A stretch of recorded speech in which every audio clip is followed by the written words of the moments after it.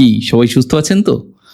ধরুন আপনি যদি রোজ মাত্র 10টা করে পুশ আপ নেওয়ার চ্যালেঞ্জ নেন, তাহলে 30 দিনে কি শরীরে কোনো পরিবর্তন হবে নাকি হবে না? চলুন জানা যাক।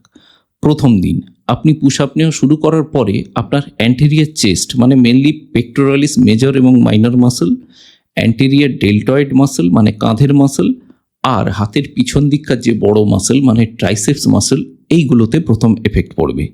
কি হবে না, মাসল ফাইবারগুলো যে মাইক্রো ফাইবারগুলো থাকে ওইগুলো টিয়ার হতে শুরু করবে, ছিঁড়ে যেতে শুরু করবে। মাইক্রো টিয়ার মানে যেগুলো বাইরে থেকে হয়তো দেখা যাবে না, সেইগুলো হতে শুরু করবে।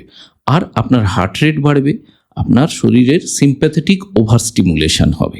3 নম্বর দিনে কি হবে? 3 নম্বর দিনে আপনার মাসল সোরনেস একদম পিক লেভেলে পৌঁছবে, মানে আপনার প্রচণ্ড গা হাত পা ব্যথা হবে। আর আপনার মাসলগুলো কিন্তু এই সময় রিপেয়ারিং মোডে থাকবে, মানে আপনার প্রোটিন সিনথেসিস বাড়বে, মাসলগুলো ধীরে ধীরে রিপেয়ার হবে, আপনার ব্রেন মাসল কোঅর্ডিনেশন বাড়বে, মানে নিউরোমাসকুলার যে কোঅর্ডিনেশন বলি সেই জিনিসটা বাড়বে। 7 নম্বর দিনে আপনি নোটিস করবেন আপনার স্ট্রেংথ বাড়ছে, আপনার চেস্ট আর ট্রাইসেপস একটু টাইট লাগছে, আপনার হার্ট রেট সামান্য কমতে পারে, মানে রেস্টিং হার্ট রেট যেটা নর্মালি 70 থেকে 100 বলি সেটা একটু কমের দিকে থাকতে পারে, 70-এর নিচে বা 70-এর আশেপাশে থাকতে পারে।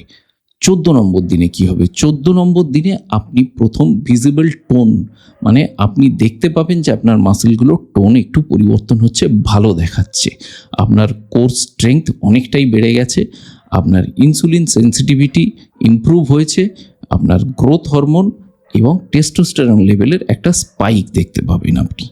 21 নম্বর দিনে পুশ আপ আস্তে আস্তে ইজি লাগবে, খুব সহজ মনে হবে, বেশি বেশি মোটর ইউনিটগুলো রিক্রুটেড হবে, আপনার আপার বডির স্ট্রেংথ বাড়বে এবং বডি ফ্যাট সামান্য সামান্য কমতে শুরু করবে।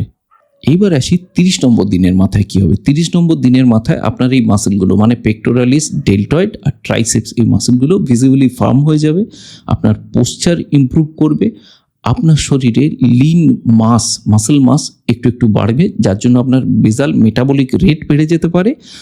এছাড়া আপনার কনফিডেন্স, ডোপামিন, রিওয়ার্ড লুপ তৈরি হবে, মানে আপনি এইবার পুশ আপ করে আনন্দ পাবেন, আপনার ব্রেন ডোপামিন রিলিজ করবে, আপনি আরও পুশ আপ করতে চাইবেন। দেখুন, রোজ 10টা করে পুশ আপ এমন কোনো কঠিন ব্যাপার না, আর এটা কোনো ম্যাজিকও না, কিন্তু আপনি যদি কনসিস্টেন্সি মেনটেন করেন, রোজ অল্প অল্প করেন, সঙ্গে আপনি নিজের ডায়েটের প্রতি নজর দেন, ঠিকঠাক ঘুমান, তাহলে কিন্তু এই ছোট ছোট অভ্যেসের পরিবর্তনগুলো আপনার শরীরের ভেতর থেকে এবং বাইরে থেকে দুরকমভাবেই পরিবর্তন আনতে সাহায্য করবে। তাহলে আর কি, শুরু করুন, ভালো থাকুন, সুস্থ থাকুন।